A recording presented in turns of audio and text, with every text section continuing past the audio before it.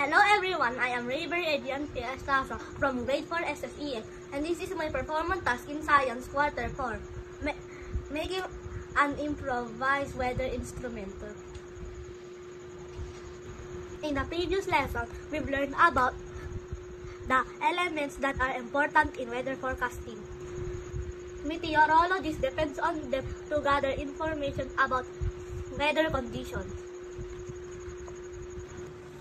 Meteorologists use several weather instruments to assess and forecast weather conditions like thermometer, anemometer, barometer, rain gauge, wind vane, and hygrometer. Today, I'm going to make an improvised weather instrument, the wind vane. A wind vane is a tool that shows from which the direction of the wind is coming. It usually has an arrow and pointer that spins around a fixed pole. The direction of the wind is an important element in predicting the weather, as the wind brings the weather to a certain area. The wind vane works by spinning and pointing in the direction from which the wind is blowing. This instrument has two parts or ends, one that is shaped like an arrow and turns into the wind, and wide end that catches the breeze. The arrow end will indicate which direction the wind is blowing. For example, north, south, east, or west. You must be aware of north, south, east, and west are relative to your location to use a wind vane properly.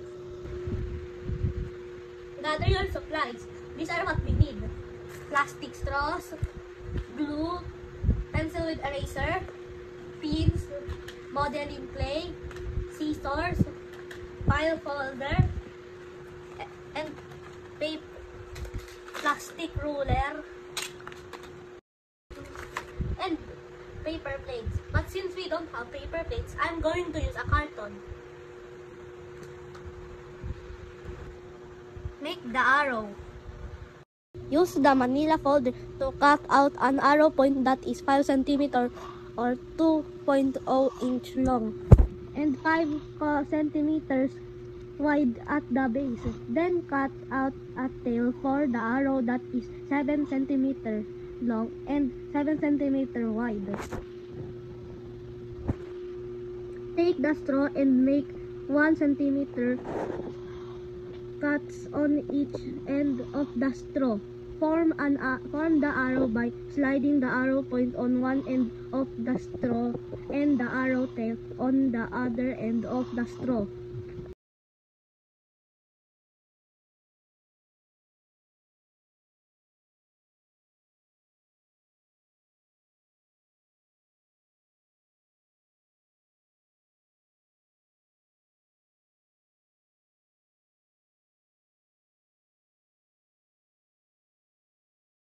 Create the base of the wind vane.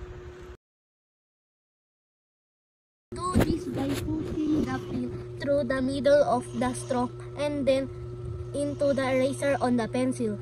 Push the sharp end of the pencil into a small lump of modeling clay to form the base of the wind vane.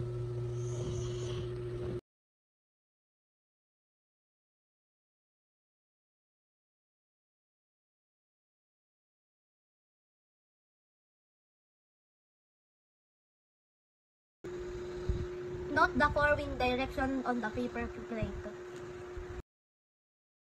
Note the forward direction on the paper plate.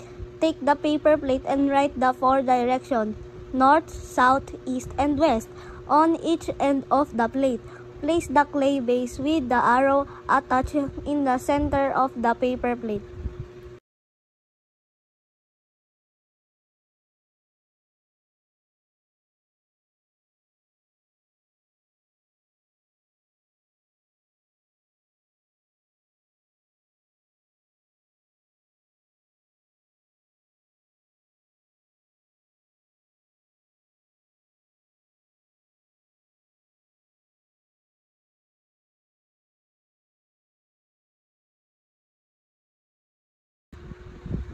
Try out the wind vane. Try out the wind vane. You can do this by blowing directly on the wind vane and noting if the arrow spins freely when you blow on it.